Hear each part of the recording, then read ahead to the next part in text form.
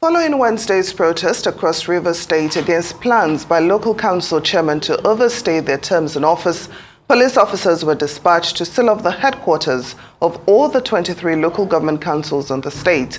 And that came immediately after Governor Siminalayi Fubara swore in caretaker committee chairman for the LGAs. Following all of that, the Rivers State chapter of the All Progressives Congress called a press briefing to call for a state of emergency to be declared in the state. Chairman of the Caretaker Committee of the All Progressives Congress in Rivers State, Tony Okocha, stated that Rivers State is at war, but that his party is not a part of that war. Okocha said that crime and unrest had returned to Rivers State following the governor's refusal to conduct local government elections. Council chairmen, so to speak, as far as we are concerned, illegal council chairmen, because again, who screened them? 3 assembly members. When the Supreme Court had made a decision on that matter some time ago, when it concerns a governor in Plateau State, Supreme Court said, what one thought is, it's not about the people who are sitting, it's about the majority of members of the assembly. What we have in this state today is a situation where we have 3 assembly members. One is speaker. The other one is deputy speaker. Maybe the other one is majority leader, because there must be a majority leader to sponsor bills of government. That's what we have. Isn't that illegality? You can see that the man is thriving in illegality. So we are in trouble in the state. We are in a state of war. And because the governor is unteachable, and because the governor does not listen to counsel, even the council of Mr. President, APC River State that I represent today is demanding for a state of emergency in River State. It is the way out so that you and I will live in peace. And that was Tony Okocha, the Caretaker Committee Chairman for the All Progressives Congress in Rivers State. But that call for a state of emergency in a state that has been a traditional stronghold of the opposition People's Democratic Party must have come unexpectedly. Or did it? Well, we are now being joined by Sowunmi, a chieftain of the PDP, to look at how the People's Democratic Party can better manage the lingering political crisis in Rivers State as it continues to reposition for the future challenges. Good to have you on Newsday this afternoon. Thanks for joining us. Thank you, Tim Chokwe and your friend. How are you guys doing, Hawa? We're doing fine, thank you. Does any of this come as a surprise to you or your party? Well, the first thing I would say is to respond to Okocha. I think no true-born, responsible, decent Rivers citizen or citizen of any state at that must wish that democratic infrastructure in their state be supplanted and be abridged by calling for a state of emergency. I think that comment is careless. I think it's reckless. I think it smacks on sheer irresponsibility. And I think that everybody in the country should just disregard that. The reason why one can make these kinds of very strong comments is that you can go to the origin of this problem and ask yourself, what started this issue? And at the heart of it is that, in the first instance, the absence of quality men in the APC left the Bola Tinubu APC presidency and government with no alternative but to run to the PDP man in Nyesom Wike, the former governor of that state, to pull him out of our party. The domino effect of that is that, almost like drunken sailors, an assembly that is carrying the mandate that is given to them by a party, where the concern of the country and all our laws are very clear, that you don't stand for elections as an individual, you stand for elections as someone sponsored by a party.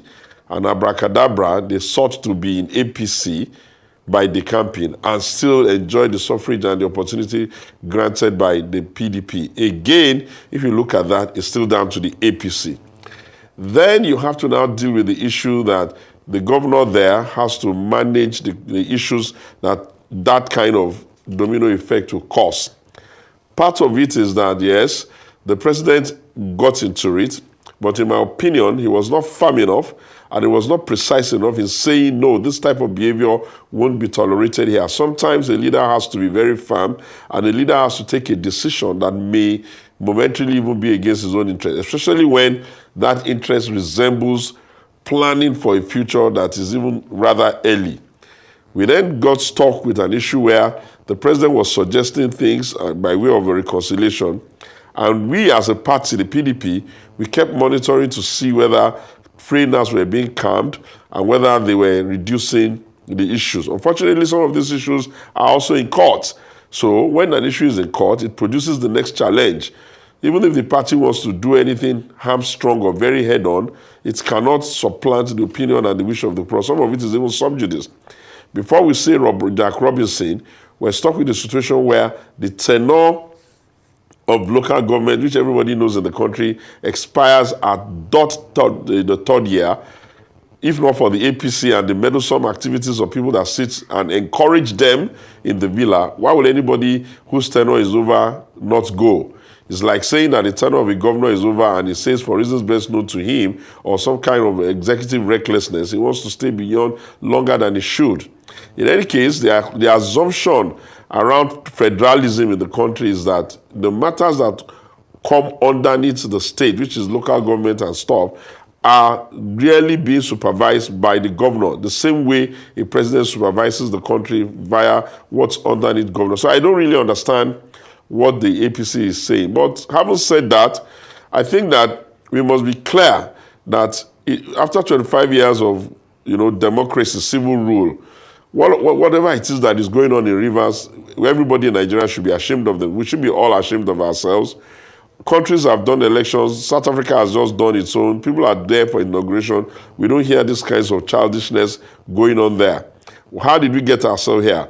We got ourselves here because, one, an individual chose or desired to be the singular person that would determine who will succeed him.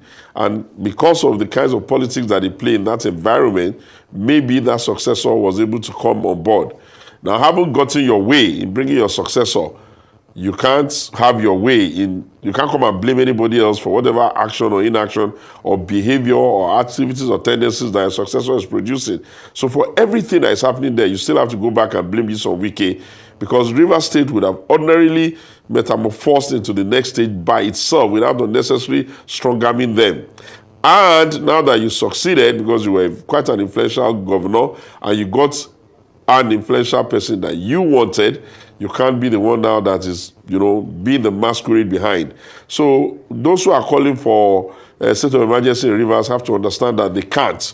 Even when there was big crisis in the north, we did not really happily go into a state of emergency situation because we understand that disrupting democratic tendencies and structures is not in anybody's interest. That's the first part. The second part is that Rivers State has a population estimate at about 7.5 million people, and it has significant national economic assets in that state. Anybody that knows what he's doing as commander-in-chief and as president must understand that Rivers is not the place where you're going to allow everybody to start acting like deranged miscreants, running up and down the street, shooting guns. You've lost police officers. Why? I think that the leader must understand that, yes, democracy is a government of people by the people for the people, but it's not executive recklessness enabled by those who have the ultimate authority to say this kinds of behavior will not be tolerated in this country. As for us on the side of the PDP, I'm well aware and also advise that the National Working Committee of our party, as presently constituted, are working round the clock to speak to people behind the curtains, get everybody to come to the table. Just a couple of hours ago, you heard the efforts of the governor of Bayelsa State, which is also a PDP governor, trying to bring people back from the fringe. And then I can tell you for free that in a couple of days, you will hear a high-powered reconciliation committee constituted, which will be mandated to go into that place and figure out how we can get everybody to just calm down. But Nigeria and the Nigerian government would do well to let the president understand that the place of influence of the president is with his ministers, because they are directly under his supervision. They work for him. He has control over them. We cannot be pretending as if we don't know that the elephant in the room here is the minister of the FCT, Sowunmi. And the complication there is that he's neither in PDP nor in APC, because no man can be in both. Had it been that Governor Wike was not, compromised by his staying with the APC to help them with their work in FCT, I consider that people say he's doing well. I see some of those efforts. Maybe we would have even been able to pull them in and speak better from the point of view of the party. But a political party will never allow itself to be so helpless as to be watching a governor on his table get harassed by instruments of government, executive authority of security. If he puts in a caretaker, are we saying that we've never had the idea of caretaker chairman in this country? I'm aware, even as we speak, that is it Katsina, one of those locations, is trying to put in a caretaker. So I think that, let's put it where it is, the president has to call everybody back and tell them that whatever happens in Rivers, what he wants is peace. And may the souls of those that have been killed already, may they rest in peace. But I think we don't have any reason to tolerate these kinds of recklessness. Nobody can lead a state forever, especially when they have finished their time as governor. Thank you. Well, now, Mr. Sowunmi, I'm really very grateful, that you gave a lot of detailed explanation into what you believe to be the cause, of this crisis. But then you said something. You said that the APC, because they lacked quality men, pulled out Sowunmi. And I'm wondering how true that is really. Did the APC pull him out, or did the PDP push him out because of their lack of internal democracy and the fact that the PDP concentrated on building strongmen instead of actually building the party? Now, that's the very first question. You also talked about your party not tolerating any executive recklessness and that no party will be helpless. But it seems, that the PDP has been acting quite helpless in this matter. You have two people in your party holding a state to ransom. One of them has promised to help destroy your party from within. You haven't done anything about him. So I don't really understand, your position on this matter. All right, let me help you to understand it. You see, when you want to form a government of national unity, there are known protocols that allow you to do that. And I've heard people in the country say the example of Bola Ige when he was brought into the Obasanjo government in 1999. But the then Attorney General Bola Ige was not such a man that was interfering in Osun local politics while he was still Attorney General, nor was he interfering in Ibadan politics where he was former governor while he was Attorney General. For the period when he was Attorney General, he concentrated on his Attorney General work, not being the one that was overheating the politics. If he had done that, I can guarantee you Obasanjo would have thrown him out of his cabinet and he would have nipped him in the bud. That's that. So if anybody is allowing these kinds of things to go on in Rivers, I repeat, Nigeria as a nation has significant economic infrastructure in that place, and nobody should play political tricks and games around there. That's that. You say we're not, the party's not dealing with it. I think the complication that you are not seeing is that it would have been a different thing if Governor Wike had said, I'm out of the party. Then it would have been easy for the party to be very firm around him. But he says he's not out of the party. And then he's very, very, much in bed with the ruling party because they are, he's the minister of the FCT, he attends cabinet meeting, they help him with all of his activities. How then do you really expect the party to go about it? And I've told you, in the PDP, we do not scapegoat one individual. The issues that played out before the 2023 election is not only about Sowunmi. So to single out Wike for those who want his head, it's very hard because you need to set up a committee. We have set up one for discipline. We have asked members to bring in their proposal to come and speak to the issues so that a proper committee can vet them. Then how do you draw the line? So that's the reason why you see that nobody's waving any big stick against him. But if at the rate at which things are going, we begin to get the impression that he's going to come and cost us a governorship in Rivers State of a candidate that he single-handedly produced, almost quarreling with everybody within that state to produce that one, then I think that at some point in time, the party will say, okay, enough. Whatever good we thought you were doing for us, we've had enough of it, now you can go do something else. But we're not there yet.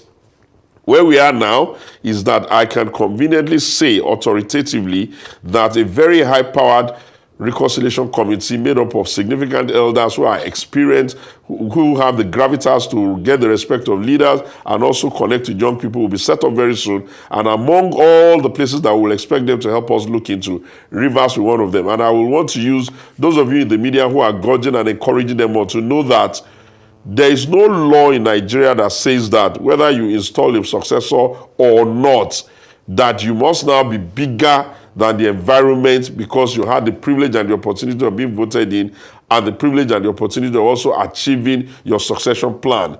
If your succession plan does not work, you better revert to the model that Ashad Bola Ahmed Tinubu reverted to when he was governor in Lagos. What did he do with the Ambode situation? He waited.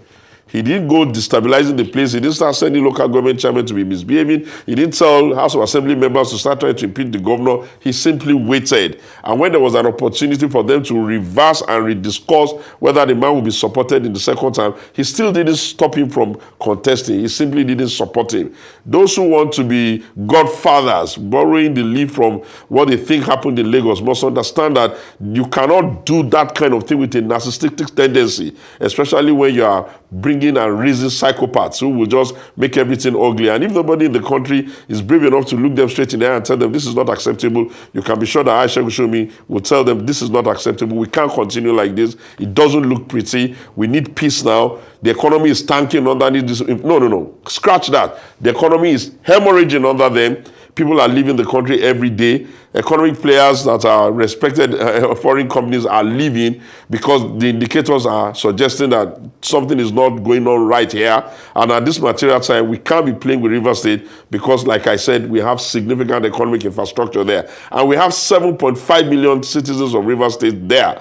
We can't, because of the excessive attitude of one or two personalities, now allow the place not to enjoy peace. Since May 29, that this country, that they saw them in, you can all but tell how many times Rivers State has been in the news for all of the wrong reason. This was Rivers State that used to be in the news only for project and commissioning of project and commissioning of project. We called Mr. Wike Mr. Project, and everybody looked so highly onto him, because he was allowed to work. I think we have gotten to the point now where he has to soberly tell himself, okay, fine, I installed the successor, he's not listening to me, I have to manage the losses. And in managing the losses, it must not include destabilizing the place or going forum shopping in court, going from one court to the other, just looking for multiplicity of orders to alter what is a simple, straightforward issue, which is that governor is expected to work while he's there. I do not have any reason to be happy with the governor. I feel that he's not done well in the sense of managing the relationship between himself and his godfather, but that's besides the point now. The point there now is that the totality of what is required to make Rivers State peaceful will have to leave it in the hands of the person who has the mandate of the people as governor, who has the authority as the chief executive officer of the state. And I would like to say to the Nigerian police that, yes, I get you've lost people. That business of saying you're not going to allow caretaker chairmen to occupy the local government council is irresponsible. It's never been like that there, and it should not be. You can't start scapegoating Rivers. There are other states in the country in the past that have also used caretaker committee. I don't remember the police saying people cannot go into their local government to work. And I think the governor himself needs to snap out of this. Okay. I'm sorry that I keep interrupting you, but because of time, we have to ask as much questions as we can. Okay, now, that's fine. You have blamed the That's APC, fine. You have blamed Sowunmi. In fact, you've even added the media, as part of those fueling this crisis. But it seems the PDP is burying its head in the sand, by not talking about the role that your party has played in actually building this strong man called Sowunmi. You are not talking about the fact that your party right now seems, your party right now is in shambles. You haven't been able to win the presidential election since 2015. You have your members sabotaging the party because of your lack of internal democracy. And before we know it, very soon, campaigns will start for 2027. What is the PDP doing to rebuild its house? What are you doing to douse the tension in Rivers State, whether it is APC that is causing the crisis or it's Sowunmi? What is the PDP doing? Thank you very much. First of all, I will say that every crisis has its own shelf life. The one in Rivers, I think, is coming to the end one way or the other, because I'm sure nobody's going to allow this madness to continue. It's not in the country's interest. It's not in the economic asset of the country's interest. And I'm sure it's not even in the interest of the masquerades in the villa who are aiding and, winking and smiling and dancing to the things that they should have said enough. This is not acceptable. So I think that will resolve that. In terms of the issues that played out before the 2023 election, they are very grave, and the level of anti-party and, was quite much. But again, you have to ask yourself, one of the leaders of faith of the world, that is the Prophet of Islam, peace be upon him, he used to say something which I read in some of his hadith, that, oh leaders, watch your action because they'll be copied. If you see that we're having to deal with strong men all over the place, you have to put it down to Ashwaji Bola Ahmed Tinubu too, because at the end of the day, in 1999, when he became governor in Lagos, he was the one that institutionalized this concept of people assuming that once you become governor, you automatically morph to become godfather, and from being godfather, you continue to be that kind of godfather, and no matter how hard people try, the amount of money, the poverty in the land, the executive authority, the elevation of street urchins and thugs into celebrities can create this kind of domino effect. My hope is that now that we have all seen it, whether you are in APC, you are in PDP, or you are non-partisan, and we have spent 25 years in this civil democracy, 25 years in a quarter of a century, we can pull back now. And I believe that you must have been aware that I've been pushing very hard to be the national chairman of the PDP, because I've been saying to us, the reformation must be from the inside. We have to clean up the house so that we can get the vehicle ready for the next season. But in doing that, there's always the recalcitrant one child that needs to be put in his place, family. And I think the recalcitrant one child this particular time seems to be the one in the former governor of Rivers State. And as much as I've always said I love his energy and all that, I think when excess has become excess, we can always say, you are the son of a reverend, enough. Hearing you go and no further. We all await the time when the PDP is able to say exactly that to the erring individuals in question. Thank you so much for this in-depth conversation you had with us today on Newsday. PDP Chieftain Segun Sowunmi, thank you for joining us.